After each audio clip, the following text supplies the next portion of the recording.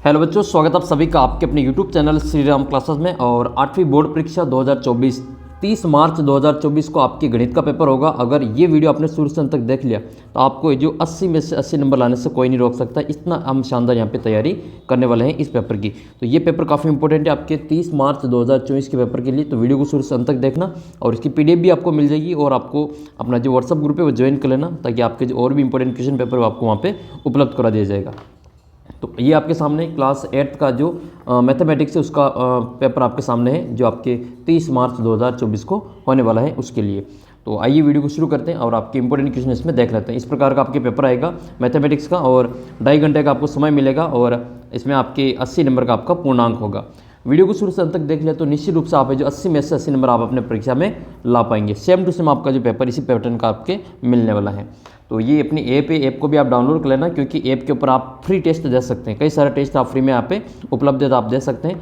आपको कोई भी सवाल समझ में नहीं आए मैथ में तो ये अपने व्हाट्सअप नंबर है 7568350069। इस पर उस फोटो खींच कर आप भेज देना सवाल की, मैं उसका सॉल्यूशन आपको करवा दूंगा।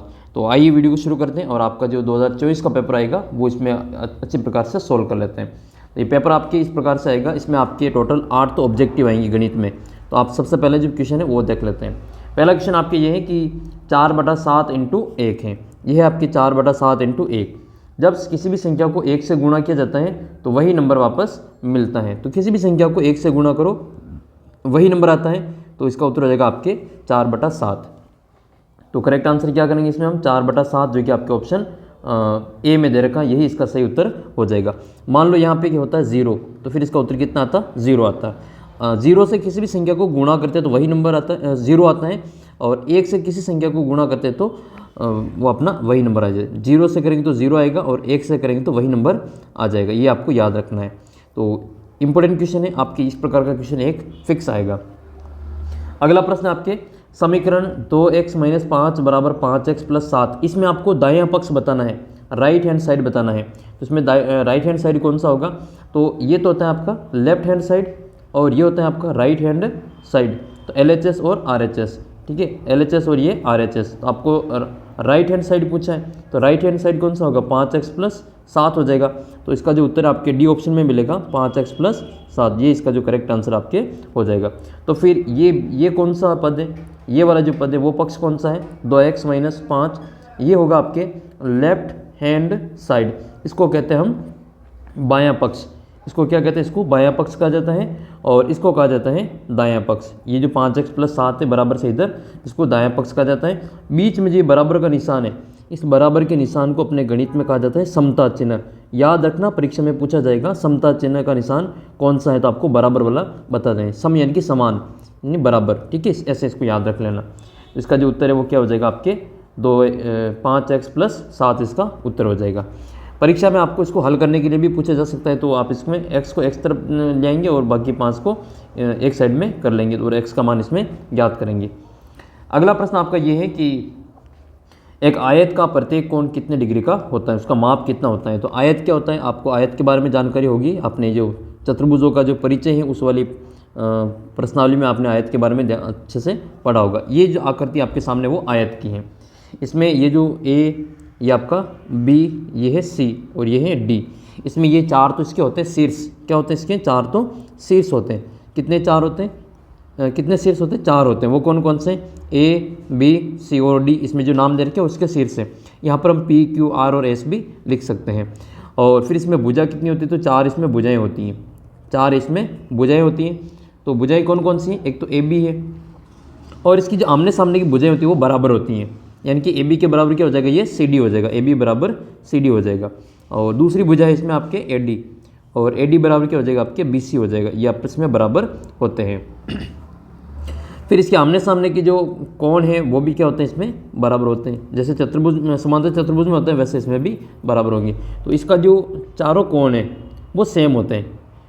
चारों कोण इसमें क्या होते हैं? सेम होते हैं। और चतुर्भुज, इसमें आयत के चारों कोणों का योग कितना होता है? चतुर्भुज के 360 होता है और 360 में फिर 4 का भाग दे देंगे, तो इसका उत्तर आ जाएगा आपके 90 डिग्री।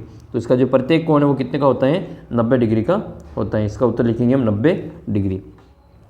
ठीक है। और वर्ग का पूछे तो वर्ग का भी कितना आएगा, 90 ही आएगा, क्योंकि वर्ग के भी चारों कोण कैसे होते हैं, बराबर ही होते हैं। वर्ग के भी चारों कोण बराबर होते हैं। एक इसमें आपको विकर्ण और देख लेना है।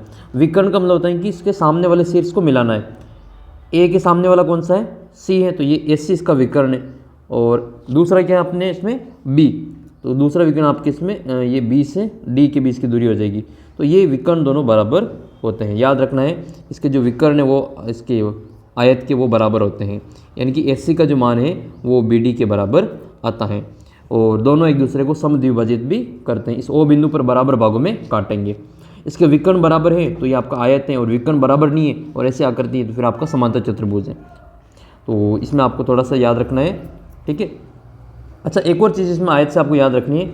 एक तो आपको आयत का क्षेत्रफल का सूत्र कमेंट करके बताना है। आयत का क्षेत्रफल का सूत्र क्या होता है, और एक आपको आयत के परिमाप का सूत्र कमेंट करके बताना। देखिए नेक्स्ट क्वेश्चन है क्वेश्चन नंबर 4। इसमें आपको 12 का पूर्ण वर्ग बताना है। तो 12 का वर्ग ज्ञात करने के लिए आपको क्या करना है, 12 को 12 से गुणा करना है। तो हम क्या करेंगे, 12 × 12 करेंगे तो इसका आंसर आ जाएगा। तो 12 को 12 से गुणा करने के लिए आपको 2 कड़ी से गुणा करने। अगर आपको 12 का वर्ग याद है तब तो आप सीधे इसका उत्तर कर लेंगे। नहीं याद हो तो वर्ग ज्ञात करने के लिए 12 को 12 से गुणा करना। 2 दूनी 4 और 2 एकम 2, 1 का 2 से करें तो 2 और 2 1 का 1 से करें तो 1, जोड़ करेंगे 4 के 4, 2 और 2 4 और 1, 144 इसके उत्तर होंगे। 144 आपके ऑप्शन बी में दे रखा है, तो इस प्रकार से इसका उत्तर क्या होगा, 144 होगा। तो आपको कम से कम 1 से लगाकर 30 तक ऐसे वर्ग याद होने चाहिए, ताकि आपका इस प्रकार का कोई क्वेश्चन आ जाए तो वो आपकी गलत ना हो, ठीक है। तो इसमें से ये जो 121 है वो किसके वर्ग है, 121 11 के वर्ग होते हैं, ठीक है। और ये 81 किसके वर्ग हैं, 81 ये आपके 9 के वर्ग है। जब 9 को 9 से गुणा करेंगे तो 9 में कितने होते हैं, 81 होते हैं। इसी प्रकार से 8 का वर्ग कितना होता है, 8 का 8 से गुणा करें तो 8 8 64 होते हैं। 7 का 7 से करें तो 7 7 49 होते हैं। 1 से 10 तक तो वर्ग आपको याद करने ही नहीं है, क्योंकि आपको पहाड़े याद है तो उसका पहाड़ उतनी ही बार बोलना है। जो टेबल आपको याद है, जिसका भी वर्ग स्क्वायर पूछे उसकी टेबल उतनी बार आपको बोलनी है। तो ऐसे इसका उत्तर हो जाएगा आपके 144, 144 आपके 12 के वर्ग हैं। मैं आपको पूछता हूँ वर्ग, वो आप कमेंट करके बताना।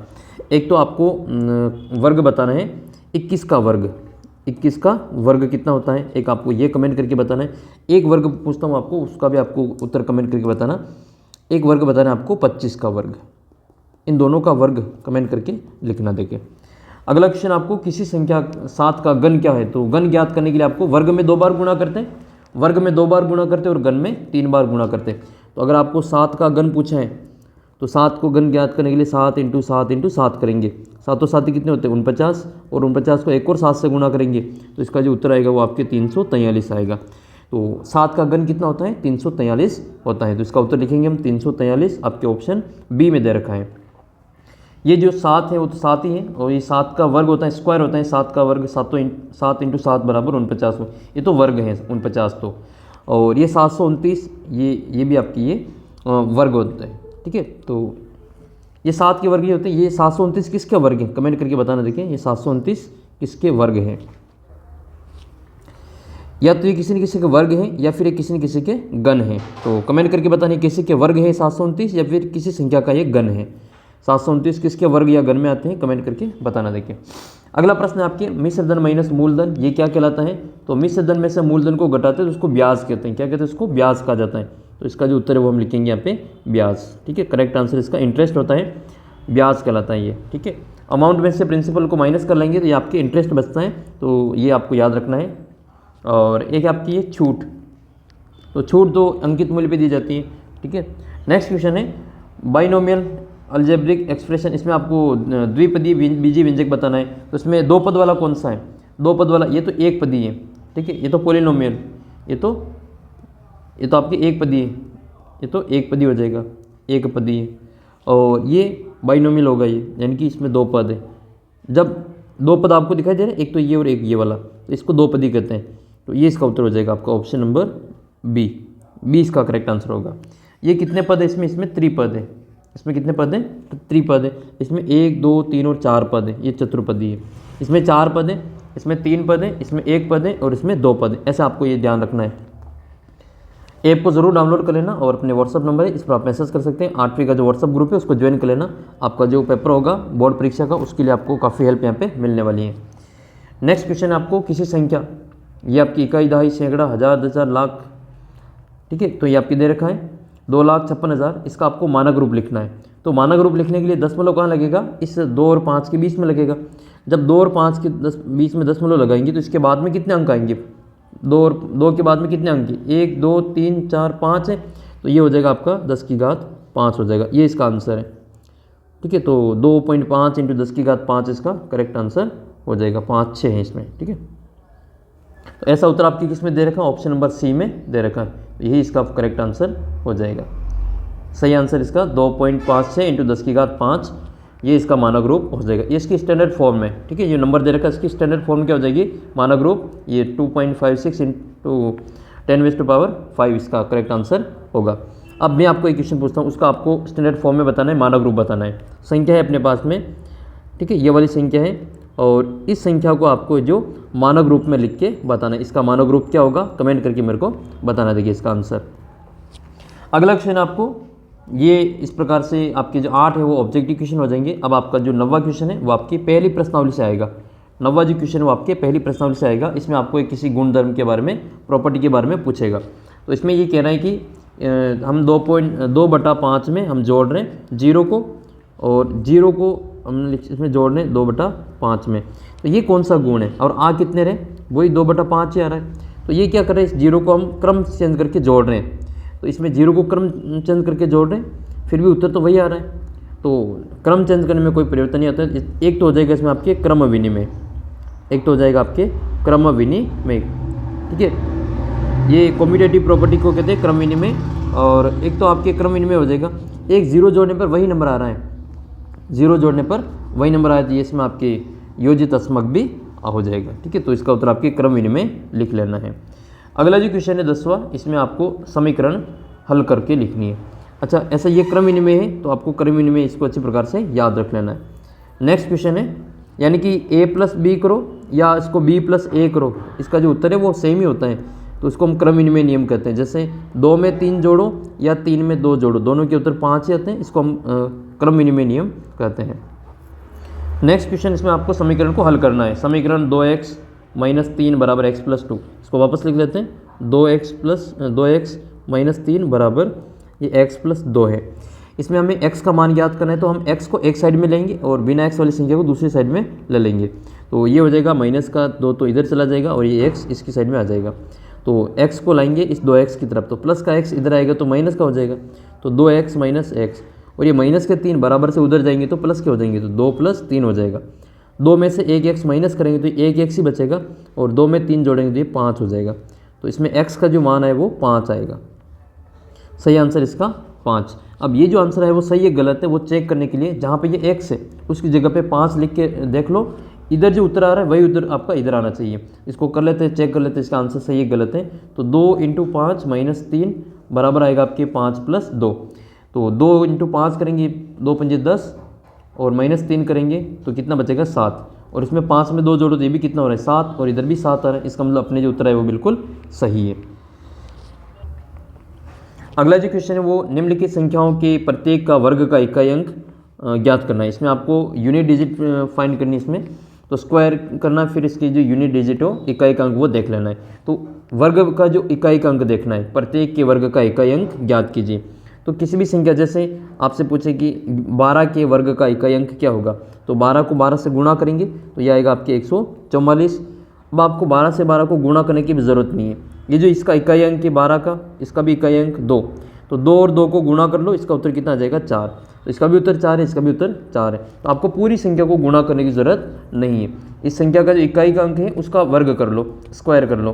तो इसमें 5 है, तो 5 × 5 बराबर कितना आएगा 25, तो इसका इकाई अंक कितना आ जाएगा 5 आ जाएगा। तो इस संख्या का जो वर्ग करेंगे इसका इकाई का अंक कितना आएगा 5 आएगा।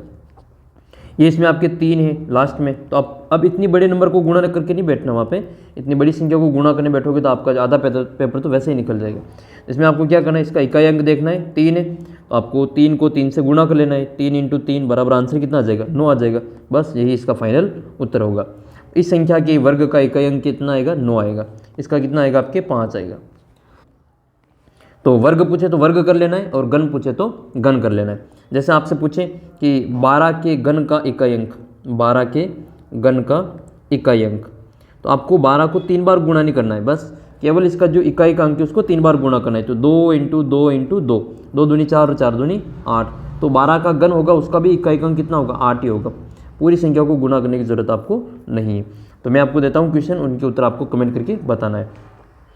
एक तो आपको कमेंट करके बताना है कि 1 7 1 9 1 2 1 9, आपको इस संख्या का जो इकाई का अंक है, वर्ग का इकाई अंक, ठीक है, कहाँ वर्ग करना है और वर्ग का इकाई अंक बताना है। वर्ग का क्या करना है, इकाई अंक बताना है, ठीक है। इसका इकाई अंक आपको कमेंट करके बताना है।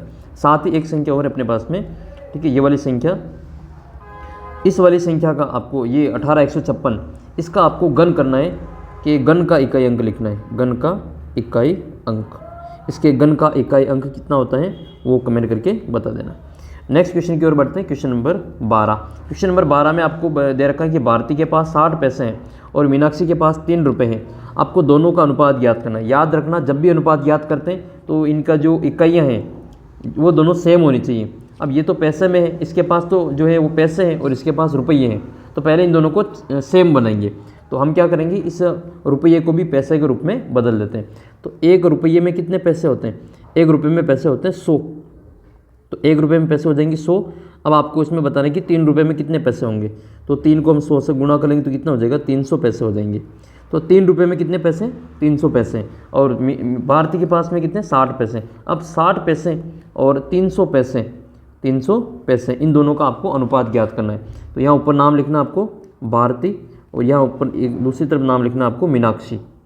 इनके अनुपात में इनको लिख लेना है, भारती और मीनाक्षी। भारती के पास कितने पैसे, 60 पैसे, और मीनाक्षी के पास में कितने, 300 पैसे। अब इस संख्या में क्या करना है, इसका 1 0 से इसका 1 0 काट देना है, ठीक है। दोनों तरफ सेम संख्या का 10 का भाग दे दिया हमने, 1 0 से 1 0 कट गया, बचा 6 और 30, तो 6 और 30 लिख लेंगे। अब 6 के पारे से 30 कटते तो काट दो, नहीं तो आप 2 के पारे से काट दो, 3 के पारे से काट दो, तो ये 6 के पारे से कट जाएगा। 6 कम 6 और 6 पंजे 30, तो 6 तो 1 बार कटा और ये 30 5 बार कटा। तो इसका जो उत्तर है वो कितना आएगा आपके, 1:5 आ जाएगा। बस ये इसका करेक्ट आंसर होगा। तो ये आपको सेम करके ही इसका उत्तर बताना है।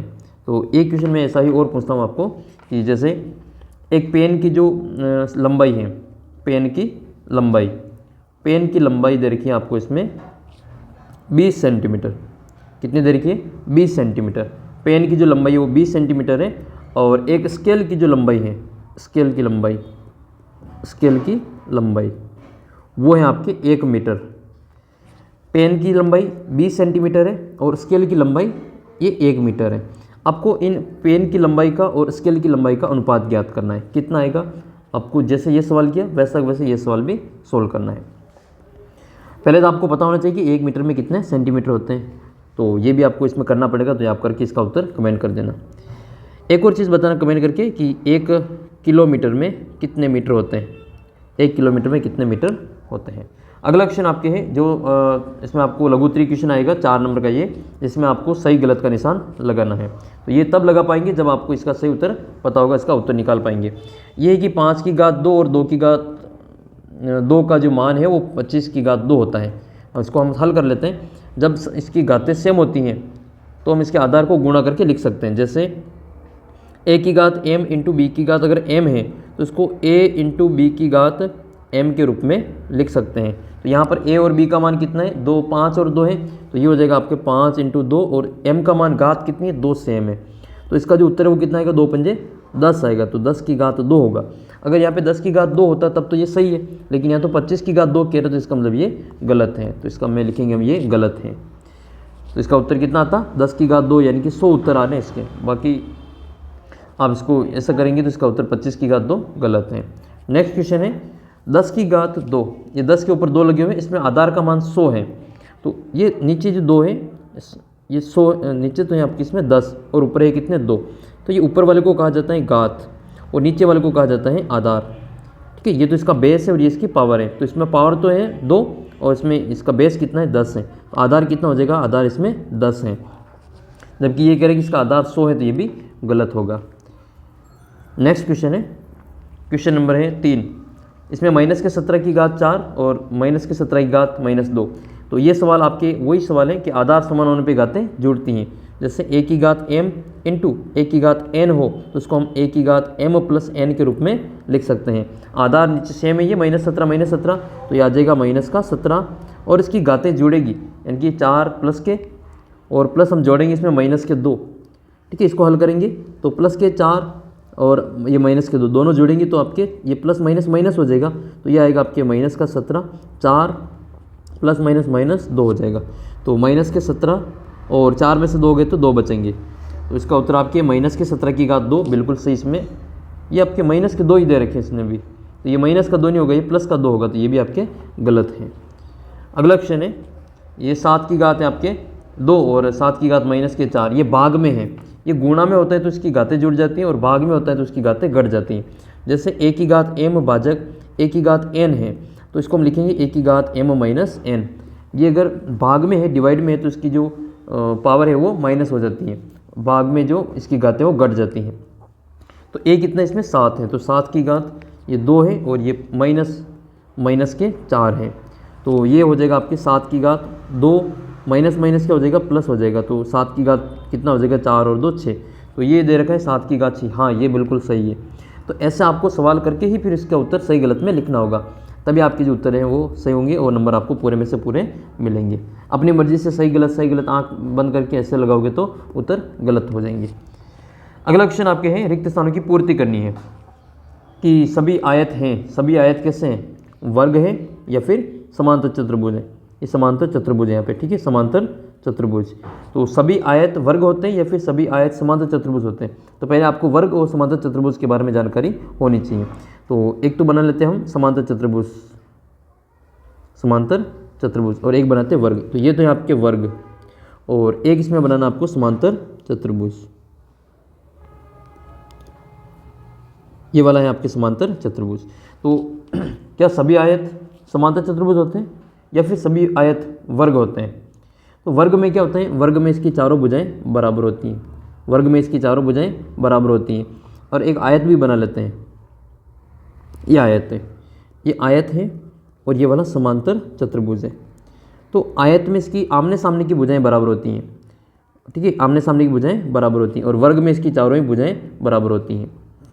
इसमें भी जो तो वर्ग तो होगा नहीं क्योंकि वर्ग में तो चारों भुजाएं बराबर होती हैं। तो समांतर चतुर्भुज में क्या होता है, इसमें भी आपके आमने सामने की भुजाएं बराबर और समांतर होती हैं। तो इसकी जो भुजाएं हैं वो समांतर भी होती है और बराबर भी होती हैं। तो हाँ, आयत जो होता है वो समांतर चतुर्भुज भी होता है। तो आयत का लिखेंगे हम इसमें कि सभी जो आयत हैं वो कैसे होते हैं, समांतर चतुर्भुज होते हैं। तो जितने भी आपके आयत हैं वो सारे के सारे समांतर चतुर्भुज होते हैं। तो सभी आयत समांतर चतुर्भुज होते हैं, लेकिन सभी जो समांतर चतुर्भुज हैं वो आयत नहीं होते हैं क्योंकि इसका जो आमने सामने की जो कोण है वो इसमें आपको बराबर होते हैं। इसमें इसका जो कोण है वो 90 डिग्री का होता है, इसमें इसके प्रत्येक को 90 डिग्री का हो ज़रूरी नहीं है।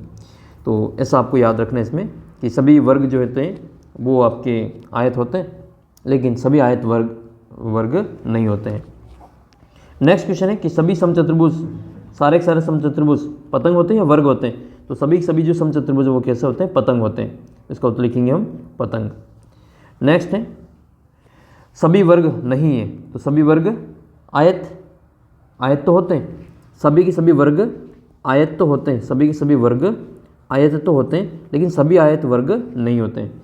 तो सभी आयत नहीं है तो ये पंचभुज नहीं होते हैं सारे के सारे वर्ग, क्योंकि सभी वर्ग पंचभुज नहीं होते क्योंकि वर्ग में 4 भुजा होती है और पंचभुज में 5 भुजा होती है। तो इसका उत्तर लिखेंगे हम ये पंचभुज। सभी समांतर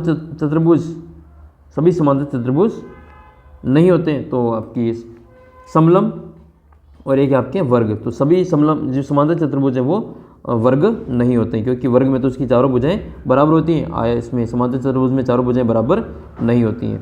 तो ये इसमें हम लिखेंगे वर्ग। सभी समांतर चतुर्भुज वर्ग नहीं होते हैं, जबकि सभी समांतर चतुर्भुज समलम तो होते हैं। अगला जो क्वेश्चन है आपके 15वां क्वेश्चन, इसमें आपको मैच करना है कॉलम ए को कॉलम बी से, खंड अ को खंड ब से मिलान करना है। ये इनमें आपको गुणा करके इसके सामने उत्तर दे रखा है, इससे इसको मिलान कर लेना है। जैसे ये है आपके -12, 7 और p, इन सभी को गुणा करना है। तो पहले संख्या को गुणा करेंगे, नंबर को गुणा करेंगे तो -12 × 7, ये आपके 12 साथी 84, तो माइनस के 84 हो जाएगा। अब देख लो इसमें से माइनस के 84 किस में आ रहे हैं, तो ये माइनस के 84 केवल ऑप्शन 3 में आ रहे हैं, तो इसको किससे मिलान करेंगे, इसको मिलान करेंगे 3 से। फिर आपके 7p² और 9pq², इसमें 7 को 9 से गुणा करेंगे, 7 में कितने होते हैं, 63 होते हैं। 7 × 9 करें तो 63 होगा, 63 होगा ये, तो 63 आपके एक ही ऑप्शन में मिल रहा है, तो ये इसका आंसर हो जाएगा। तो इसका उत्तर होगा आपके 63p³ और q²। नेक्स्ट आपके इसका गुणा करेंगे अंदर, तो ये 6 को गुणा करेंगे 5 से, तो ये कितना हो जाएगा, 6 पंजे 30, और p गुणा होगा q से, तो pq हो जाएगा। फिर 6 को गुणा करेंगे 6 से, तो ये हो जाएगा आपका 36, और p गुणा होगा p से, तो ये होगा p²। ये ऐसा आपको कहाँ दिख रहा है, ये आपको ऑप्शन नंबर ए में दिख रहा है, तो इसको मिलान करेंगे 1 से। नेक्स्ट क्वेश्चन है 40pq², तो 40pq² आपको जो बचा हुआ है उसी से मिलान करेंगे। 8 को 5 से गुणा करेंगे, 8 पंजे 40 है, तो ये इसका लास्ट बचा हुआ, तो ये इसी से आपके मिलान कर लेना है। ऐसे इसका आपको हर एक आंसर का मिलान, क्वेश्चन का आंसर ऐसे गुणा करके मिलान करना है। ये 4 में से 4 नंबर पक्के हो जाएंगे। अगला क्वेश्चन 16वां है, जो आपकी जो प्रोबेबिलिटी है प्रायिकता वाला, उस प्रश्नावली से संबंधित है। तो इसमें आपको एक जो डाइस है इसको फेंका जाता है, एक पासे को फेंका जाता है, निम्न के प्राप्त होने की प्रायिकता ज्ञात करनी है। तो आपने देखा होगा पासा, जब आप लूडो खेलते हैं या सांप सीढ़ी खेलते हैं, तो उसमें आपने पासा जो उसके ऊपर नंबर लगे होते हैं वो वाला ही इसमें पासा होता है। ये आपकी एक क्यूबॉइड होता है, ये क्यूब होता है, ये क्या होता है, गन होता है। तो गन होता है, तो उसमें आप 6 फेस होते हैं, इसमें 6 फ्लग होते हैं, 6 फेस होते हैं, तो उसमें नंबर लिखे होते हैं 1 2 3 4 5 और 6, 1 से लगाकर 6 तक की गिनती होती है। अब इसमें से आपसे जो प्रश्न बनता है वो ये पूछेंगे कि इसमें से सम अंक कौन सा है, सम अंक आने की प्रायिकता बताएं। जो सम अंक कौन थे, 2 4 और 6। इसमें से विषम कौन सा है, तो जिसमें 2 का भाग नहीं जाता वो विषम है, 1 3 और 5। संख्या तो सम और विषम आगे भी होती है, लेकिन हमें 6 तक ही लेनी। इन 6 में से आपको बताना है सम कौन सी और विषम कौन सी। एक आपको अभाज्य बतानी है। अभाज्य संख्या कौन सी होती है, तो जिसमें खुद का ही भाग जाते हैं वो अभाज्य संख्या होती है। प्राइम नंबर जैसे 2 3 और 5। अब ये आपको पूछें तो इन सभी के उत्तर है वो सेम ही आते हैं। ये इसके अनुकूल परिणाम है, सम के 3, विषम के भी 3 है और अभाज्य के भी 3, यानी कि इसमें 3 नंबर है। 2 4 6 3 है, 1 3 5 ये भी 3 है और 2 3 5 ये भी 3 है। इनके जो अनुकूल परिणाम है वो सेम होते हैं, ठीक है। तो सम, विषम और अभाज्य। तो आपके इसमें कुल परिणाम कितने होंगे, तो कुल परिणाम इसको एक बार फेंकते तो इसके 6 रिजल्ट प्राप्त हो सकते हैं। पासे के ऊपर 1 भी आ सकता है, 2 भी आ सकता है, 3 4 5 और 6। तो टोटल कितने रिजल्ट मिलेंगे, इसके कुल परिणाम होगा आपके 6 होगा। अनुकूल परिणाम जिसका पूछे उसकी संख्या ऊपर लिखनी है। तो प्रायिकता का आपको सूत्र याद रखना है। प्रायिकता का सूत्र होता है अनुकूल परिणाम बटे कुल परिणाम। अनुकूल परिणामों की संख्या बटे कुल परिणामों की संख्या। अनुकूल परिणाम कितने, जिसकी संख्या पूछिए उसकी संख्या बतानी है। अनुकूल परिणाम बटे कुल परिणाम। जैसे इस सवाल करते भी हम ये, तो इसमें आपको जैसे पूछा है कि एक अभाज्य संख्या यानी कि प्रायिकता। अभाज्य संख्या कौन कौन सी होती है, 2 3 और 5। तो ये कितने नंबर है, 3 नंबर है। तो इसके अनुकूल परिणाम हो जाएंगे आपके 3 और बटे में कुल परिणाम होंगे 6। 3/6 यानी कि 1/2 इसका उत्तर होगा। इसको हमने काट दिया 3 के पार से 1 बार और 6 कटे 2 बार, तो 3/6 यानी कि इसका उत्तर हो जाएगा आपके 1/2। ऐसे कैसे आपको पूछे सम संख्या, तो सम संख्या कितनी है, 2 4 6 3 संख्या ये, तो 3/6 इसका भी उत्तर हो जाएगा, ठीक है। 3/6 इसका भी उत्तर आएगा 1/2। आपको पूछे विषम संख्या, तो भी इसका उत्तर 1/3 ही आएगा, 1/2 ही आएगा, क्योंकि 3 संख्या टोटल है, तो 3/6 यानी कि 1/2 इसका उत्तर आएगा। फिर आपके नेक्स्ट क्वेश्चन है, इसमें 5 से बड़ी संख्या। तो इसमें 5 से बड़ी संख्या कितनी है, एक ही संख्या है, तो इसका उत्तर हो जाएगा आपके 1/6। ये सूत्र लगाना है आपको, अनुकूल परिणाम बटे कुल परिणाम। चौथा है आपके ये 2 और 5 के बीच की संख्या। तो 2 और 5 के बीच में कितनी संख्या है, 2 और 5 के बीच में एक आपके 3 है और एक आपके 4 है, तो 2/6 उत्तर हो जाएगा। 2/6 यानी कि 1/3। बस जैसा क्वेश्चन पूछे वैसा जवाब आपको वहाँ पे देना है। अगला जो क्वेश्चन है आपके ये 17वां क्वेश्चन है, अभाज्य गुणनखंड विधि के द्वारा ये 91,125 का घनमूल ज्ञात करना है। तो ये आपको घनमूल ज्ञात करने के लिए आपको इसके गुणनखंड करने पड़ेंगे, फिर इसमें आपको 3 के जोड़े बनाने और उनको आपको एक एक बार लिख लेना है। तो हम कर लेते हैं इसको। ये 91,125 का हम इसमें गुणनखंड कर।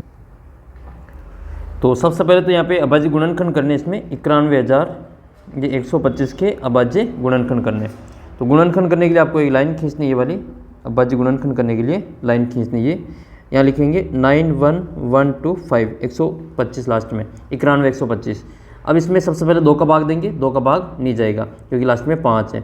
तो फिर हम चेक करेंगे 3 का भाग। तो 3 के लिए हम संख्या को जोड़ के देखते हैं। 9 और 1 10, 10 और 1 11, 11 और 2 13, और 13 और 5 18। इसका मतलब 3 का भाग इसमें जाएगा, क्योंकि 18 में 3 का भाग जाता है तो इस संख्या में भी 3 का भाग पूरा पूरा जाएगा। तो हम इसमें भाग देंगे 3 का। तो 3 का भाग देंगे इसमें, तो इसमें 9 में जाएगा आपके 3 बार, 1 में भाग नहीं जाएगा तो फिर लगाएंगे हम यहाँ पे 0, और फिर भाग देंगे इसमें 11 में, तो भाग जाएगा आपके 3 बार। 2 बचेगा 22 हो जाएंगे, 7 बार भाग जाएगा, 7 के 21, 1 बचेगा 15, 15 में जाएगा आपका 5 बार। तो ये 30,375 बचे। अब इसमें वापस इसमें 3 का भाग देंगे, क्योंकि 3 का भाग देख लें तो जाएगा कि नहीं जाएगा। 3 और 3 6, 6 और 7 13, 13 और 5 18, वापस इसमें 3 का भाग जाएगा। तो इसमें 3 में नहीं जाएगा, 30 में देंगे, 30 में जाएगा आपका 6 बार, 30 में जाएगा आपके इसमें 10 बार, 3 में 1 बार और 0 0 10 बार, और 3 का 3 ही 1 बार। फिर 7 में जाएगा आपके 2 बार, और फिर 5 में 15 हो जाएंगे, 15 में जाएगा 5 बार। फिर ये 1125, इसमें 3 का भाग देंगे, क्योंकि 1 बार और जाएगा भाग इसमें, 2 और 2 4 और 5 9 और है, तो 3 का भाग जाएगा। 10 में 3 बार, 11 में जाएगा आपके 3 बार, 2 बचेंगे 22, वापस जाएगा आपके 7 बार, और 15 में जाएगा आपके 5 बार। तो ये बच रहे हैं आपके 3375। अब 3375 में वापस देखते हैं इसमें 3 का भाग जाएगा कि नहीं जाएगा। तो 3 और 3 6, 6 और 7 13 और 5 18, वापस इसमें 3 का भाग जाएगा। तो 3 का जाएगा 3 में 1 बार, फिर इसमें 3 का जाएगा 3 में 1 बार, और 7 में जाएगा आपके 2 बार, फिर 15 में जाएगा 5 बार। एक बार और चेक करते 3 का भाग जाएगा कि नहीं जाएगा। तो 1 और 1 2 और 2 4 और 5 9, फिर वापस इसमें 3 का भाग जाएगा। तो 11 में जाएगा आपके 3 बार, फिर बचेगा 2 22 हो जाएंगे, 22 में जाएगा आपके 7 बार, और फिर बचेंगे आपके 1, तो 15 हो जाएंगे, फिर 5 बार। बचे कितने आपके 375, इसमें 7 और 5 12 और 3 15, इसमें 3 का भाग और जाएगा। 3 में जाएगा 1 बार, 7 में जाएगा आपके 2 बार, और ये बचेंगे आपके 15, तो 5 बार जाएगा। अब 125 में 3 का भाग नहीं जाएगा। 125 में 3 का भाग नहीं जाएगा, तो अब हम देंगे 5 का भाग। तो 5 का भाग 10 12 में जाएगा 2 बार, 2 बचेंगे 25, 25 में 5 बार जाएगा। फिर 25 में 5 का भाग 5 बार जाएगा, और फिर 5 में 5 1 बार जाएगा। ये जो संख्या बनी हुई है इसको हम यहाँ पे लिखेंगे, घनमूल निकालेंगे। ठीक है, यहाँ पे लिखेंगे हम ये 91,125 का घनमूल, और घनमूल का निशान आपको लगा लेना है। ये क्यूब रूट होता है, और घनमूल के यहाँ पे 3 लगा रहता है, तो ये क्यूब रूट होता है। अगर ये 3 नहीं लगाएंगे तो ये वर्गमूल हो जाएगा, तो 3 लगाएंगे तो घनमूल है। तो ये लिखेंगे हम 91,000, फिर ये कितने हो जाएंगे 125। अब ये हम लिखेंगे तो इसकी जगह पे हम क्या लिख सकते हैं, हम पूरा लिखेंगे ये, इसकी जगह पे हम ये वाला इसका गुणा लिख सकते हैं, गुणनखंड। ये हो जाएगा आपका, देखो 6 बार तो इसमें 3 है, तो 3 इंटू 3, ये तो 1 बार, फिर 3 इंटू 3, ये दूसरा जोड़ा बनेगा, फिर बनेगा एक 5 का, 5 इंटू 5। अब इसमें बन रहे 3 के ट्रिपलेट, ये इसका 3 का, फिर इसका 3 का, फिर इसका 5 का, इसमें 3 के बन रहे। ठीक है, 3 संख्या में से एक संख्या को हम बाहर निकालेंगे, तो फिर आपको जो इसका घनमूल ज्ञात हो जाएगा। इसमें से 3 आएगा, इसमें से 3, और इसमें से 1 5, तो इसमें 1 3, इसमें 1 3 और 1 इसमें 5, तो ये 3 3 9 और 9 पंजे 45, 9 इंटू 5, 9 पंजे 45। तो आपके ये 91,125 का जो घनमूल है वो कितना आया, 45 आया। यानी कि 45 को 3 बार गुणा किया, 45 इंटू 45, तभी जाके इसका जो उत्तर है वो कितना आता है, 91,125 आता है। तो आपको घनमूल पूरा इस प्रकार से सोल्व करके लिखना पड़ेगा। अगर आपको वर्गमूल ज्ञात करना है तो आपको गुणनखंड तो ऐसा ही करने, ये 3 की जगह पे वहाँ पे आपके 2 के जोड़े बन जाते हैं, वहाँ पे ये 2 के जोड़े बन जाते हैं। ठीक है, वहाँ पे ध्यान रखना है, वर्गमूल में 2 के जोड़े बनाए जाते हैं। ये घनमूल था तो इसमें आपके घनमूल में 3 के जोड़े बनते हैं। अगला सवाल आपके ये 18वां, यदि समचतुर्भुज के 2 आसन कोणों का अनुपात 2:5 है तो समचतुर्भुज के सभी कोणों का माप ज्ञात कीजिए। तो इसमें भी आपको देखना है, समचतुर्भुज के 2 आसन कोणों का जो अनुपात वो दे रखा है 2:5, तो इसके सभी जो चतुर्भुज है वो सभी के माप ज्ञात करने। तो देख लेते हैं इसको भी। तो एक तो इसमें आपके समचतुर्भुज के बारे में जानकारी होनी चाहिए, समचतुर्भुज होता क्या है। तो समचतुर्भुज वर्ग के जैसे होता है, उसमें इसके जो 2 लगातार कोण है उनकी जोड़ 180 डिग्री के बराबर होती है। तो समचतुर्भुज के जो 2 आसन कोण होते हैं उनका योग 180 डिग्री के बराबर होता है। तो इसके 2 कोण जो है वो बराबर होंगे। जैसे समचतुर्भुज होता है वो इस प्रकार की आकृति बनती है, पतंग जैसी आकृति वो बनाता है।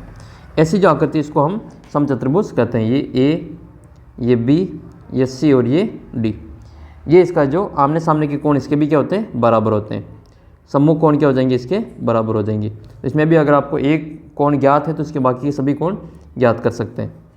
और इसके विकर्ण बराबर नहीं होते हैं, इसके विकर्ण बराबर नहीं होते हैं। तो जैसे समांतर चतुर्भुज होता है वैसे ये समचतुर्भुज होता है, इसके भी विकर्ण बराबर नहीं होते, उसके भी विकर्ण बराबर नहीं होते, लेकिन आमने सामने के जो कोण है वो बराबर होते हैं। तो इसमें हम दो लगातार कोणों को जोड़ेंगे, जैसे कोण ए और कोण बी को जोड़ेंगे तो इसकी जो योग है वो 180 डिग्री के बराबर होगी। तो आसन कोणों का जो योग है, जो आसन कोण है, आसन कोणों का योग वो क्या होता है, वो 180 डिग्री के बराबर होता है। ठीक है, तो इसमें कोण ए और कोण बी, इसको मान रहे हम 2x और इसको मान रहे हम 5x, अनुपात में तो इसको x मान लेंगे। तो ये कोण ए बराबर कितना माना हमने, कोण ए बराबर माना 2x और कोण बी बराबर कितना माना हमने 5x। इन दोनों को जोड़ेंगे तो 180 डिग्री के बराबर आएगा। तो कोण ए प्लस कोण बी बराबर कितना आएगा 180 डिग्री। तो कोण ए का मान कितना है 2x है, कोण बी का मान कितना है 5x है। इन दोनों को जोड़ेंगे और बराबर में आएगा 180। 5 और 2 कितने हो गए 7x, बराबर में है 180। x का मान ज्ञात करना है तो 180 में भाग दे दो 7 का। तो इसमें इसको हम यहाँ पे भाग दे देंगे तो 7 का भाग जाएगा इसमें, 7 एकम 7, 7 दूनी 14। ठीक है, 4 बचेंगे तो 40 हो जाएंगे। तो फिर 40 में भाग देना है 5 का, 40 में भाग देना है 7 का। तो ये 40 में भाग देंगे 7 का, तो ये 7 का भाग जाए 7 पंजे 35। ठीक है, 5 बार भाग चला जाएगा, बचेंगे कितने 5। तो ये इसका उत्तर हो जाएगा 5/7। तो ये इसका x का मान आएगा। अब ये जो मान आया इसको हम गुणा करेंगे 2 से और 5 से, तो ये हो जाएगा। ये वैसे संख्या जो है वो थोड़ा सा अनुपात में मिस्टेक दे रखी है इसमें, ये यहाँ पे 5 नहीं, यहाँ पे ये 4 है। यहाँ पे कितने हैं, ये 4 हैं। ठीक है, तो ये इसको हम यहाँ पे चेक कर लेते हैं, ये 4 हैं। तो यहाँ पे कितना आ जाएगा, ये 4 आ जाएगा, तो ये 6 आ जाएगा। हम इसमें 6 का भाग देते हैं ताकि उत्तर आपको थोड़ा सा जल्दी समझ में आ जाएगा। ये 2 की जगह पे 4 है, तो ये 2x और 4x है। तो 4 और 2 6 का भाग देंगे तो इसमें भाग चला जाएगा ये 30 बार। तो x का मान कितना है, ये 30 डिग्री। अब आपको कोण a का मान ज्ञात करना है, तो कोण a बराबर कितना है 2x है। तो ये हो जाएगा आपका 2 × x, x का मान कितना है 30 डिग्री है। तो 2 × 30 करेंगे तो ये आएगा आपके 60। जो कोण a का होगा वही कोण c का होगा, क्योंकि आमने सामने के कोण बराबर होते हैं। तो कोण a बराबर क्या होगा, कोण c हो जाएगा, जो कितना है आपके, ये भी 60 डिग्री है। अब आपको कोण b ज्ञात करना है तो b बराबर है आपके 4x। ठीक है, तो ये कितना आ जाएगा 4 × x का मान 30, तो 4 × 12 120 डिग्री। जो कोण b है वही मान कोण d का होता है, तो इसका भी मान कितना आ जाएगा आपके 120 डिग्री आएगा। कारण क्या है इसमें, इसका कारण है कि सम्मुख कोण बराबर होते हैं। सम्मुख कोण क्या होते हैं, बराबर होते हैं। इसमें भी लिखना आपको सम्मुख कोण, सम्मुख कोण, सम्मुख कोण जो होते हैं वो बराबर होते हैं। अगला सवाल आपके 19वां, 2003 में एक स्थान की जनसंख्या 10% की दर से बढ़कर है जो ये हो गई। 2003 में जनसंख्या ये थी, तो आपको एक तो 2001 में बतानी है और एक आपको 2005 में बतानी है। अब प्रतिवर्ष ये बढ़ रही है, तो बढ़ेगी तो आप प्लस कर लेंगे और घटेगी तो माइनस कर लेंगे। ठीक है, तो यानी कि वो माइनस में चला जाएगा। तो अगर हम 2001 की ज्ञात करें तो इसमें दर को माइनस में ले लेंगे, और 2005 की ज्ञात करें तो हम दर को प्लस में ले लेंगे। तो ये तो हो जाएगा जैसे इसका, जैसे हम मिश्र धन ज्ञात करते हैं चक्रवर्ती ब्याज, वैसे इसमें ज्ञात करना है। तो ये तो हो जाएगी आपके जैसे मूलधन, ये इसकी दर हो जाएगी, और समय आपके ये 2001 है तो 2 वर्ष है, और 2005 है तो ये भी आपके 2 वर्ष हो जाएगा। 2 वर्ष के लिए इसको आपको ज्ञात करनी है। तो इसको भी हम हल करते हैं यहाँ पे। इसमें हम 2003 में दे रखा है और 2001 की ज्ञात करनी, तो हम क्या करेंगे, दर को माइनस में कर लेंगे। 2 साल पहले की ज्ञात करनी है तो माइनस में हो जाएगा। तो इसमें हम लिखेंगे 2003 में जनसंख्या, 2003 में जनसंख्या ये कितनी हो जाएगी, जनसंख्या बराबर ये हो जाएगी आपके 81,000। और दर कितनी है, दर है आपके 10%। ठीक है, और आपको ज्ञात करनी है 2001 की, 2001 की यानी कि समय कितना हो जाएगा, समय हो जाएगा आपके 2 वर्ष। लेकिन ये 2003 अभी का है जैसे मान लो, और इससे 2001 की ज्ञात करनी यानी कि 2 साल पहले की ज्ञात करनी, तो आपकी जो दर है वो माइनस हो जाएगी। इसमें जैसे कमी हो रही है, क्या हो रही है, ये कमी हो रही है, क्योंकि इससे पहले की ज्ञात करनी है। तो आपको 2001 में जनसंख्या ज्ञात करनी है, 2001 में जनसंख्या, तो इसको लिखेंगे हम P से, ये हो जाएगी आपके P। और 1 में जनसंख्या बराबर इसमें मिश्र धन वाला सूत्र लगेगा, जो क्या होता है P कोष्टक 1 प्लस R अपॉन 100 और इसकी पावर n, ये इसकी जो सूत्र होता है। ये जो दर है इसको R से लिखते हैं और ये समय जो है इसको हम n से लिखते हैं। इसको n से लिखो या इसकी जगह पे t भी लिखा जाता है, तो हम n लिख लेते हैं। इसको हम लिखेंगे इसमें, तो ये हो जाएगा P का मान कितना है 81,000 कोष्टक 1 प्लस R का मान कितना है, ये 10 कमी हो रही थी इसमें माइनस करेंगे, तो यहाँ पे ये डायरेक्ट लिख लेंगे ये माइनस, तो माइनस के 10, ठीक है। और बट्टे में कितना आएगा आपके 100 आ जाएगा, बट्टे में आएगा ये 100, ये आ जाएगा माइनस में और इसकी घात आएगी ऊपर 2। इसको सोल्व करेंगे यहाँ पे, तो ये आएगा आपके 81,000 कोष्टक 1 माइनस 10 बटे 100 और इसकी घात कितनी आएगी 2। यहाँ लिखेंगे 81,000 और ये इंटू में आएगा आपकी ये गुणा में, ये कोष्टक में। तो ये अब एक में से अगर इसको घटाना है तो डायरेक्ट आप 100 में से 10 को घटा के ऊपर लिख लेना, तो कितना बचेगा यहाँ पे 90 बचेगा और बटे में 100 आएंगे, ठीक है। ऐसा जब यहाँ पे 1 दे रखा हो तो इसको डायरेक्ट जोड़ के या डायरेक्ट घटा के लिख सकते हैं। तो ये हो जाएगा आपके 100/90, इसकी घात 2, इसके 1 0 से इसका 1 0 अंदर ही काट देना, बचेगा 9/10 की घात 2, तो ये आएगा आपके 81, ठीक है। 81,000 इंटू 9 और बटे में कितना आ जाएगा आपके 100 आ जाएगा, यानी कि 9/10 और ये 9/10। इसके 1 0 से इसका 1 0 कट जाएगा, इसके 1 0 से इसका 1 0 कट जाएगा। फिर इन सभी संख्याओं को हम यहाँ पे गुणा कर लेंगे, तो ये आ जाएगा आपके 810 इंटू 9 इंटू 9। तो इसको गुणा करेंगे 810 को, तो ये हो जाएगा आपके 0 9 1 9 और 9 8 72, तो ये इतना हो जाएगा। फिर इसको 9 से गुणा करेंगे तो 0 9 में 81 का 1 हासिल के 8 9 दूनी 18 और 8 26 हासिल के 2 और फिर आएगा 9 8 72 और 73 74। तो 2 साल पहले जो इनकी जनसंख्या कितनी है वापस कर लेते हैं। 9 में 81 हासिल के 8 9 दूनी 18 और 8 26 का 6 हासिल के 2 और 9 7 63, 9 7 कितने 63 और 2 हो जाएंगे 64 और 65। तो इसका उत्तर आएगा आपके ये वाला 65,610 इसकी 2 साल पहले जनसंख्या थी, ठीक है। तो ये तो 2 साल पहले की है। अब आपको 2 साल बाद में ज्ञात करनी है। 2 साल बाद में ज्ञात करनी है तो आपको क्या करना है, यहाँ पे ये जो प्लस है वो जो इसकी दर है इसको वापस करेंगे 2005 के लिए, तो ये आपकी जो कमी है ये आपकी वृद्धि हो जाएगी, ठीक है। ये यहाँ पे क्या हो जाएगी 10% बढ़ जाएगी, तो ये आपके समय जो है 2 साल ही रहेगा और यहाँ पे ये जो माइनस हमने लगाया वो यहाँ पे क्या हो जाएगा ये प्लस हो जाएगा। तो ये यहाँ पे क्या हो जाएगा 90 की जगह पे कितना आ जाएगा आपके 110 हो जाएगा और बट्टे में 100 हो जाएगा, ठीक है। तो हम यहाँ पे कितना लिखेंगे 0 से 0 कट जाएगा और यहाँ पे 9 की जगह पे कितना आ जाएगा 11 आ जाएगा। अब इसको वापस हम गुणा करेंगे तो सेम सवाल आपकी वही 810 इंटू ये 11 इंटू 11 कितना हो जाएगा 121 हो जाएगा 121। तो आपको गुणा कर लेना है 810 को 121 से, तो 1 2 1 इंटू 0 और 2 से 0 करें 0 2 1 2 और 2 8 16। फिर इसको गुणा करेंगे 1 से तो 0 1 और 8, इनको हम जोड़ कर लेंगे तो जोड़ आएगी 1 2 2 और 1 3 6 और 1 7 8 और 1 9। तो 2005 में जनसंख्या कितनी हो जाएगी 97,321, ये इसका आंसर हो जाएगा। अगर कमी है 2 साल पहले की ज्ञात करनी तो माइनस करेंगे, 2 साल बाद की ज्ञात करनी तो प्लस करेंगे। दोनों सवाल के उत्तर आपको इस प्रकार से ज्ञात कर लेना। अगला सवाल आपका ये 20वां सवाल, जहाज़ का एक मॉडल के मस्तूल का 9 सेंटीमीटर ऊंचा है, वास्तविक जहाज़ मस्तूल से 12 मीटर ऊंचा है। यदि जहाज़ की जो लंबाई है वो 28 मीटर है तो मॉडल की लंबाई कितनी होगी। ये जो आपका अनुपात है, अनुपात समानुपात वाला, वो वाली प्रश्नावली से है।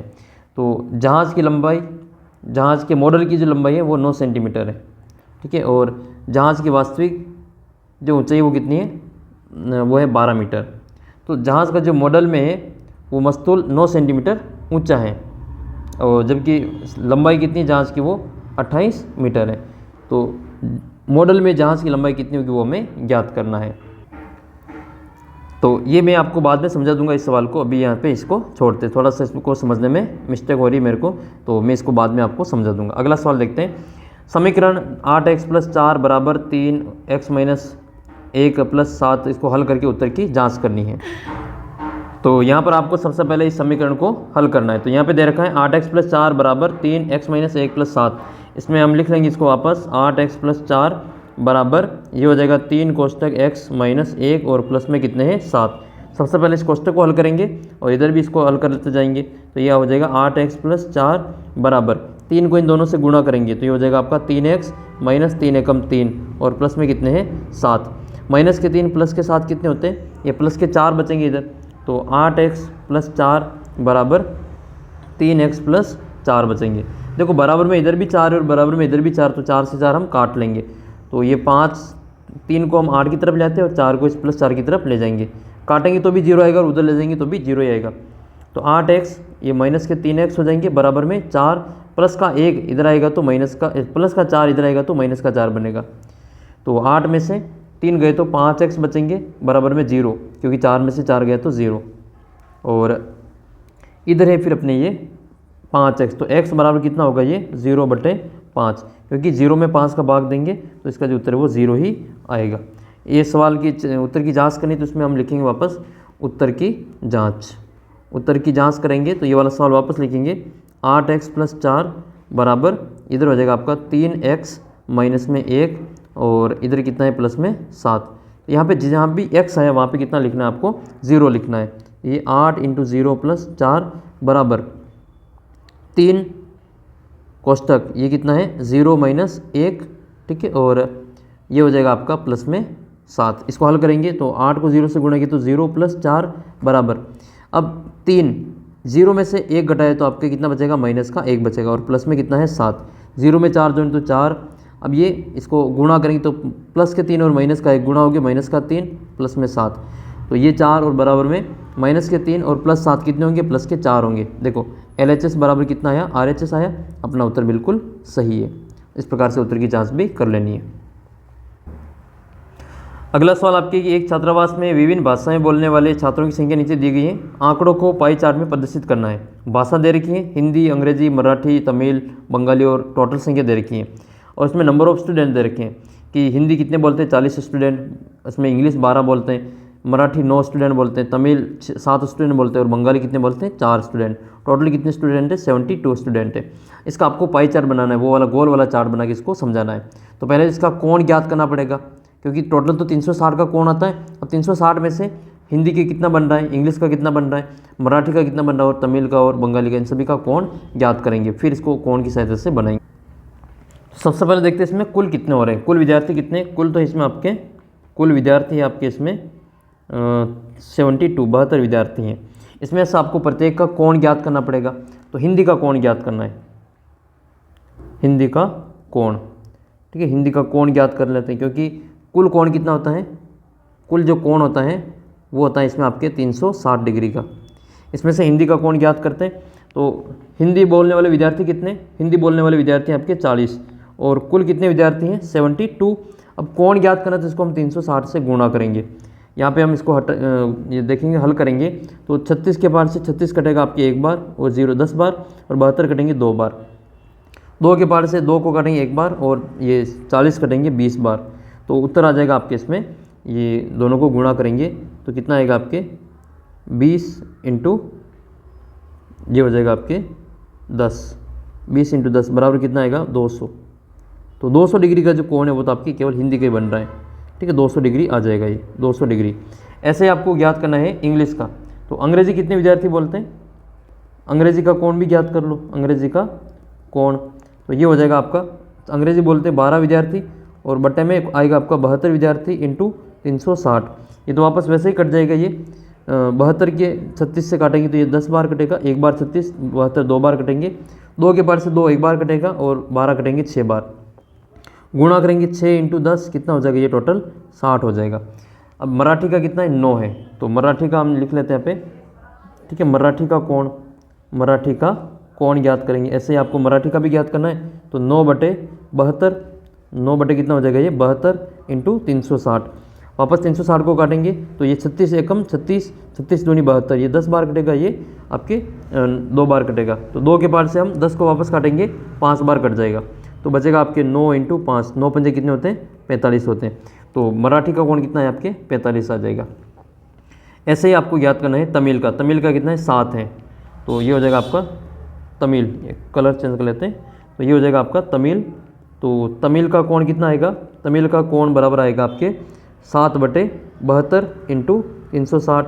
वापस वही काट लेंगे इसको, ये कटेगा आपकी 10 बार और ये कटेगा आपके 2 बार, 2 के बार से 2 1 बार, 10 कटेंगे 5 बार, तो ये आ जाएगा आपके 7 इंटू 5, 7 पंजे कितने होते हैं 35 डिग्री होते हैं। तो तमिल का कोण कितना है 35 डिग्री हो जाएगा। अब आपको याद करना है बंगाली का, बंगाली में 4 हैं, तो बंगाली का भी कोण याद कर लेते हैं। बंगाली का कोण, तो बंगाली का कोण याद करें तो बंगाली में कितने 4 हैं, टोटल कितने 72 इंटू 360। इसको काट लेंगे हम यहाँ पे, ये 36 कटेगा यहाँ पे 10 बार, ठीक है, 360 10 बार कट गए, 72 कटे 2 बार। इसको हम 36 के पार्ट से काटे, 36 दूनी 72, और इसको हम काट लेंगे 2 के पार्ट से 2 1 बार और 4 कटेंगे 2 बार, तो ये कितना होगा 2 इंटू 10 बराबर 2 दाएँ 20 डिग्री। अब ये जो सारे कोण आ रहे हैं, ये जो सारे कोण आ रहे हैं यहाँ पे 200 डिग्री, ठीक है, 60 डिग्री, 45 डिग्री, 35 डिग्री और ये 20 डिग्री, इन सभी को जब हम जोड़ेंगे तो टोटल योग कितना हो जाएगा 360 डिग्री ही होगा। अब आपको प्रत्येक विषय का कोण बनाना है, तो सबसे पहले हिंदी का 200 डिग्री का बनाना है, अंग्रेजी का 60 डिग्री का, मराठी का कोण 45 का होगा, और तमिल का कोण ये 35 का होगा, और बंगाली का कोण 20 डिग्री का। सबसे कम बंगाली का बनेगा, सबसे ज़्यादा आपके हिंदी का बनेगा। इसको हम यहाँ पे कोण बना के लिख लेते हैं। तो यहाँ पर आपको बनाना है ये एक व्रत बनाना है, क्या बनाना है एक व्रत बनाना है। व्रत में यहाँ पर एक सीधी लाइन खींचनी है बीचों बीच, और यहाँ पे आपको नाम दे देना है ओ। अब इस पे आपको कोण बनाना है 200 डिग्री का, ठीक है, 200 तो ये तो हो जाएगा आपका 90 डिग्री। अच्छा, ये जो टोटल लाइन है वो तो आपकी 180 डिग्री की होती है, ये तो 180 डिग्री, तो इससे थोड़ा सा आगे 20 डिग्री थोड़ा सा इधर ले लेना है। तो ये जो कोण बन रहा है वो आपका किसका बन रहा है 200 डिग्री का, और ये कोण किसका बन रहा है आपके हिंदी का बन रहा है।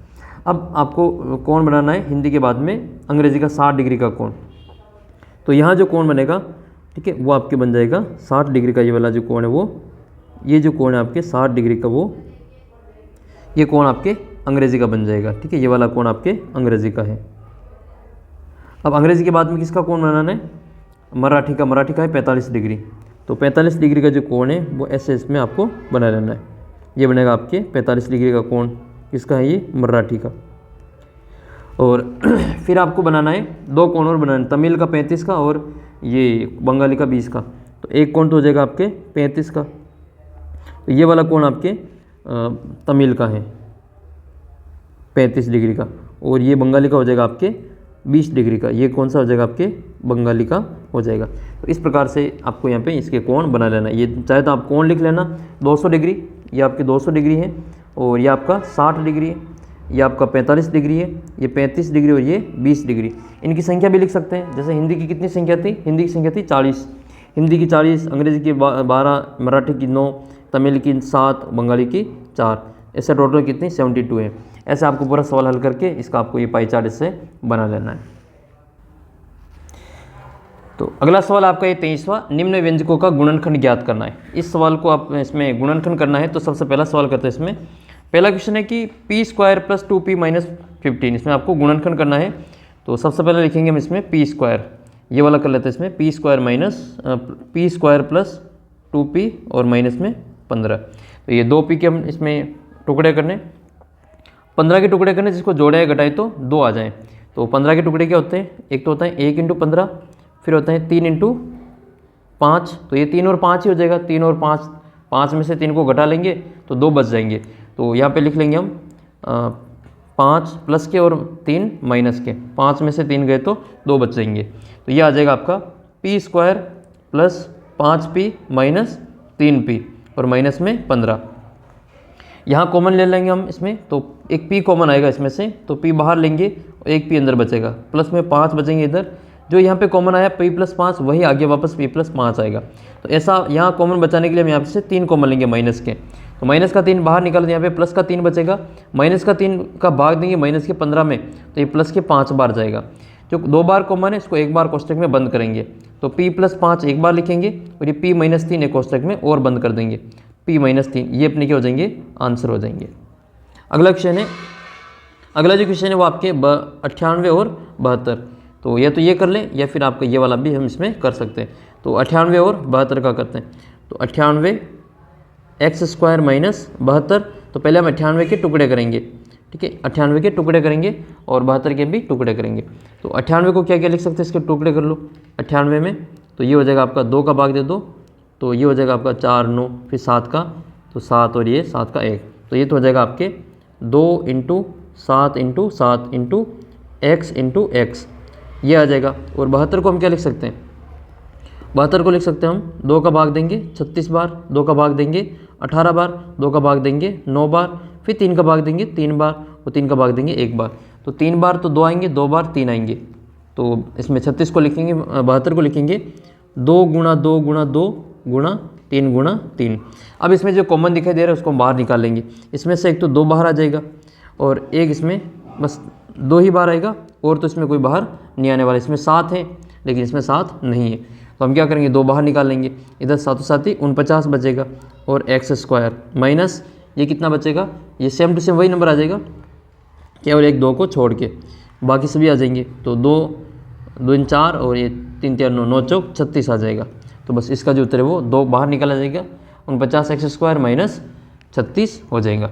अब इसमें 49 को और 36 को हम और लिख सकते हैं, तो ये 2 बाहर आ जाएंगे और 49 को लिखेंगे हम यहाँ पे 7x इसका होल स्क्वायर माइनस 36 को लिखेंगे 6 का स्क्वायर, ये वाला लिखेंगे। तो फिर हम यहाँ पे लिखेंगे 7x और ये 6 का स्क्वायर, तो ये होगा आपका a square minus B square.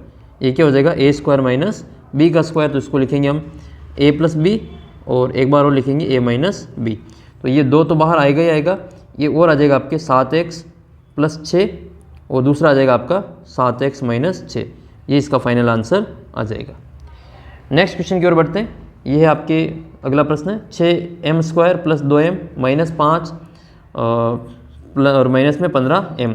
तो पहले तो इसको हम व्यवस्थित रूप में बदल देंगे, तो व्यवस्थित रूप में इसको पहले लिख लेते हैं। ये अधूरा सवाल, इसको भी हम छोड़ते हैं इसमें, क्योंकि एक में हम नहीं दे रखा है, तो इसका उत्तर हम अभी छोड़ते हैं। इसको करते हैं, इसका अगला सवाल आपके a की घात 4 माइनस 84, a की घात 4 माइनस 84, तो इसको हम लिख सकते हैं a की घात 4 माइनस 81, 84 नहीं 81, तो इसको लिखेंगे a की घात 2 और उसकी घात 2 माइनस 81 को लिख सकते हैं हम 9 की घात 2। ये वही सवाल है वापस a square minus B square वाला, इसको लिखेंगे a बार प्लस में और एक बार लिखेंगे माइनस में, तो ये आ जाएगा आपका a प्लस बी और a माइनस बी। a का मान a स्क्वायर है तो a का स्क्वायर हो जाएगा, प्लस b का मान 9 है। दूसरा इसका a का मान a स्क्वायर है और b का मान इसमें माइनस में 9 है। इस वापस इसको हम 9 को क्या लिख सकते हैं 3 का स्क्वायर, तो ये a स्क्वायर प्लस 9 तो वैसे वैसे आएगा, इसको हम वापस लिखेंगे a स्क्वायर माइनस 3 का स्क्वायर, ये वापस a square minus B square बनेगा, तो इसको लिखेंगे हम a प्लस बी और a माइनस बी, तो ये आएगा a स्क्वायर प्लस 9 और ये आ जाएगा आपका a प्लस 3 और ये आएगा आपका a माइनस 3, ये इसका फाइनल उत्तर आ जाएगा। अगला सवाल आपका ये कि एक घनाभ की ऊंचाई ज्ञात कीजिए जिसका आधार का क्षेत्रफल 180 वर्ग मीटर है, उसका आयतन 900 घन सेमी है। ठीक है, तो एक तो ये आपको इसमें ज्ञात करना है। तो इसका आधार का क्षेत्रफल मतलब लंबाई इंटू चौड़ाई का मान इसमें दे रखा है। आधार क्या होता है लंबाई इंटू चौड़ाई, घनाभ का आधार आयत के जैसा होता है, तो लंबाई इंटू चौड़ाई ये दे रखी है, इसकी ऊंचाई ज्ञात करनी है। तो आयतन का सूत्र लगा के इसमें ऊंचाई हमें ज्ञात, तो इसमें आपके घनाभ की ऊंचाई ज्ञात करनी है, जबकि आधार का क्षेत्रफल दे रखा है इसमें 180। तो ऊंचाई का जो सूत्र होता है वो लिख लेते हैं इसमें, घनाभ का ये लंबाई और चौड़ाई का गुणनफल दे रखा है। तो इसका आयतन का सूत्र होता है घनाभ का आयतन, घनाभ का आयतन बराबर ये होता है आधार का क्षेत्रफल, आधार का क्षेत्रफल इंटू ऊंचाई, इंटू क्या करेंगे ऊंचाई कर लेंगे। तो आयतन कितना दे रखा है 900 दे रखा है, तो इसकी जगह 900 लिखेंगे, और आधार का क्षेत्रफल कितना दे रखा है 180, इंटू ऊंचाई हमें ज्ञात करनी है। देखो ये आयतन का सूत्र ही है ये, क्योंकि आधार का क्षेत्रफल क्या होता है लंबाई इंटू चौड़ाई होता है, लंबाई इंटू चौड़ाई इंटू ऊंचाई इस आयतन का सूत्र होता है। तो ये डायरेक्ट हमने सूत्र लगाया, 180 का 900 में भाग देंगे, तो ये हो जाएगा आपका 900 बटे 180, 0 से 0 कट जाएगा, बराबर में आएगा आपका ऊंचाई। अब 90 में 18 का भाग दे दो, 18 पंजे कितने होते हैं 90 होते हैं, तो ऊंचाई कितनी हो जाएगी आपके, ऊंचाई हो जाएगी आपके 5। ये अगर मीटर में दे रखा है तो मीटर हो जाएगा, सेंटीमीटर में है तो सेंटीमीटर हो जाएगा, तो घन सेमी है तो ये आपके आ जाएगा 5 सेंटीमीटर। इस प्रकार से इसका उत्तर लिख लेना आपको 5 सेंटीमीटर। अगला जो क्वेश्चन आपके निम्न तालिका के लिए अक्षों का प्रयुक्त पैमाने के साथ में ग्राफ बनाना है। ग्राफ बनाना है आपको, तो इसमें आपको ये एक दे रखा है सारणी, इसकी सहायता से ग्राफ बनाना है। ये समय दे रखा है आपके 6 बजे, 7 बजे, 8 बजे, 9 बजे, और ये दूरी दे रखी है किलोमीटर में, 40 किलोमीटर, 80, 120 और 160। तो इसको हम यहाँ पे ग्राफ में दर्शा देते हैं। या फिर इसके अथवा में दे रखा है आपको कि आपको ये मूलधन दे रखा है और इसमें आपके साधारण ब्याज दे रखा है। ठीक है, जो 1000 का 80 रुपये, 2000 का 160, 3000 का 240, 4000 का 320 और 5000 का 400, ये वाला भी हम इसमें कर सकते हैं। तो दोनों में से कोई एक बताता हूँ मैं। तो इसका पहला वाला जो है वो हम इसमें कर लेते हैं। पहला वाला ये है कि इसमें आपके समय और दूरी में, इसमें समय और दूरी में ग्राफ खींचना है। तो इसको ग्राफ में ही बताना है आपको यहाँ पे। तो सबसे पहले हम इसका एक खींच देते हैं लाइन। एक इसको मैं डायरेक्ट बता रहा हूँ यहाँ पे, कभी इसको अलग से मैं ग्राफ के माध्यम से समझा दूंगा। ये आपकी एक ग्राफ है, ये जो आड़ी लाइन है उसको कहते हैं एक्स अक्ष और खड़ी लाइन को कहते हैं वाई अक्ष। इसमें 1-1 सेंटीमीटर के ऊपर आपको ये लाइनें खींच लेनी है, 1-1 सेंटीमीटर। तो ये हो जाएगा आपका, जैसे इधर तो ले रहे हैं हम समय, इधर क्या ले रहे हैं हम, समय ले रहे हैं। समय में आपके ये 6 बजे, ये 7 बजे, 8 बजे और ये 9 बजे, 1-1 घंटे का आपको गैप दे देना है। और इधर आपके 40-40 का गैप आ जाएगा, क्योंकि 40-40 का अंतर है। तो 40, 80, 120, 160, तो ये इस प्रकार से आ जाएगा 40, 80, 120 और ये 160। 6 बजे कितना किलोमीटर दूरी तय की, तो 6 बजे 40 किलोमीटर। तो 6 बजे में आपके आ जाएगा ये 6 और 40, 7 बजे ये आपके 80 और 8 बजे ये हो जाएगा आपका 100 और 9 बजे कितना है 160। तो ये वाली जो लाइन है इन सभी को आपको मिलान कर लेना है। इन सभी को जब आप मिलान करेंगे तो ये आपकी कहाँ से होकर गुजरेगी, मूल बिंदु से होकर गुजरेगी। जब मूल बिंदु से होकर गुजर रही तो ये इसको आपको अच्छे से ध्यान रखना है। इसमें आपको पैमाना लिखना है। पैमाना हो जाएगा आपके एक्स अक्ष पर, एक्स अक्ष पर। एक्स अक्ष पर आपने कितना लिया, 1-1 बड़ा खाना और उसमें 1-1 घंटे का अंतर है, तो 1-1 घंटा लिया। तो एक बड़ा खाना बराबर ले लेंगे 1 घंटा। 1 घंटा कैसे पता चला, इसमें 1-1 घंटे का अंतर देखो, ये 6 बजे, 7 बजे, 8 बजे और 9 बजे, 1-1 घंटे का अंतर, तो ये लिख लिया। फिर हम लिखेंगे इसमें वाई अक्ष पर। वाई अक्ष पर भी ऐसे ही देखना है, एक बड़ा खाना बराबर कितना लिखेंगे, देखो कितने का अंतर है, 40, 80, कितने का अंतर है, 80 में से 40 को घटा लो तो ये 40 का अंतर है। इसमें भी 40 का, इसमें भी 40 का, इसमें भी 40 का, ये गैप हमने कितना रखा, 40 का रखा। तो एक बड़ा खाना बराबर 40 किलोमीटर, ये आपके 40 किलोमीटर है। ऐसे आपको इसमें से ग्राफ बना के इसकी सीधी लाइन बना लेनी। ये कह रहे हैं कि सुबह 7:30 बजे से 8 बजे की अवधि के दौरान कार ने कितनी दूरी तय की, 7:30 से 8 के बीच में। तो 7:30 से 8 के बीच में ये वाली जो दूरी है वो कितनी दूरी तय की, तो ये दूरी आपकी यहाँ हो जाएगी, इसको यहाँ मिलान कर लेंगे, तो ये इसको इधर से मिलान कर लेंगे। तो ये जो दूरी है वो 100 किलोमीटर से 120 किलोमीटर के बीच में आ जाएगी। तो इसका उत्तर कितना लिखेंगे, 100 से 120 किलोमीटर। ठीक है, ये यहाँ पे लिख लेना है। फिर वह कौन सा स्थान है, वह कौन सा समय है जब कार शुरू होने के बाद में 100 किलोमीटर की दूरी कर चुकी थी। तो 100 किलोमीटर कहाँ पर आएगा, ये आएगा आपके 120 और 80 के बीच में, तो ये यहाँ पर आ जाएगा। ये यहाँ कितनी बजे हैं, ये 7:30 बजे हैं, तो इसका समय लिख लेंगे हम 7:30 बजे। ठीक है, 7:30 बजे। तो ऐसे आपको इसके जो उत्तर है वो दे देने हैं। तो ये पूरा मैंने जो पेपर आपको सोल्व करवा दिया, इसकी पूरी PDF आपको ऐप के ऊपर मिल जाएगी। इसका एक और पेपर है मेरे पास में, तो इस पेपर को भी हम सोल्व करेंगे आगे की वीडियो में। ये 2 पेपर हैं, तो दोनों ही पेपर को आपको अच्छे से सोल्व कर लेना है, आपके जो काफ़ी अच्छे नंबर आएंगे। ये एक पेपर और है मेरे पास में, इसको भी मैं अगले वीडियो में सोल्व करवा दूंगा, जिसका लिंक इस वीडियो के नीचे आपको डिस्क्रिप्शन बॉक्स में मिल जाएगा। और आप प्ले लिस्ट में इसका जो वीडियो देख सकते हैं, आपको वहाँ पर भी मिल जाएगा, या फिर आपको अभी जो एंड स्क्रीन है वहाँ पर इसका जो लिंक है आपको दिखाई दे रहा होगा, वहाँ पर भी आप क्लिक करके वो वीडियो देख सकते हैं। तो ये पूरा पेपर मैंने सोल्व कर लिया, ये आपने देख लिया। इसकी PDF आपको मिलेगी अपने ऐप के ऊपर, ऐप को डाउनलोड कर लेना, साथ ही वीडियो को अपने सभी दोस्तों के साथ में शेयर जरूर करना। 30 मार्च के लिए बहुत ही शानदार आपको तैयारी करवाई जाएगी। ये अपने ऐप है, ऐप का लिंक वीडियो के नीचे डिस्क्रिप्शन बॉक्स में दे रखा है। आपको कोई सवाल समझ में नहीं आए तो ये अपने WhatsApp नंबर है, इस पर आप हमें मैसेज कर देना और चैनल को सब्सक्राइब कर लेना। इसका जो पहला मॉडल पेपर है जो आपके बोर्ड ने ही जारी किया है, तो ये वाला मॉडल पेपर तो मैंने आपके सोल्व करवा रखा है। ये इसका 7 वर्ग का प्रत्येक कोण कितना होता है, इसका मान ज्ञात करना, ये पेपर तो मैंने सोल्व करवा रखा है, वो आप देख लेना, उसका भी लिंक वीडियो के नीचे डिस्क्रिप्शन बॉक्स में मिल जाएगा। तो मिलते हैं आपको अगले वीडियो में, तब तक जय हिंद जय भारत। चैनल को सब्सक्राइब कर लेना और ऐप को डाउनलोड कर लेना। 8वीं का जो WhatsApp ग्रुप है उसको भी ज्वाइन कर लेना, उसका भी लिंक वीडियो के नीचे डिस्क्रिप्शन बॉक्स में दे रखा है।